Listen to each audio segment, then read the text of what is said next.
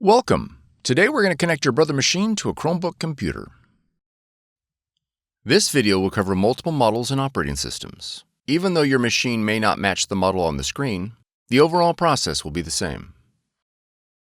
You will need to gather some information about your wireless network in order to connect your machine. You will need to know the SSID or network name of your router or access point. And you'll need to know your network key or password. The default settings for your router or access point can be found on the equipment label. If your SSID or network key contains both uppercase and lowercase letters, be sure to record them, as both of these credentials are case sensitive.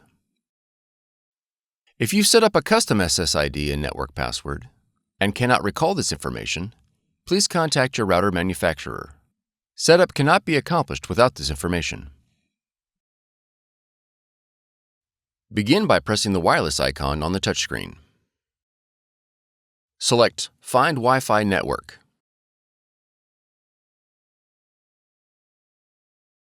If prompted to enable WLAN, press Yes. Select your SSID or network name and press OK. Enter your network key using the touchscreen.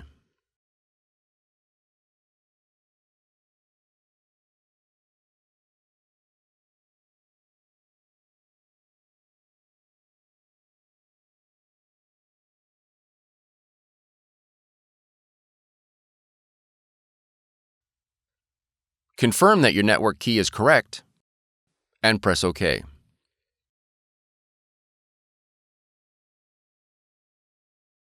Once the wireless connection is made, press OK.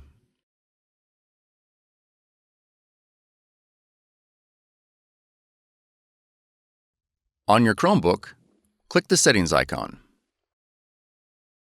Then click Device. Now click Print.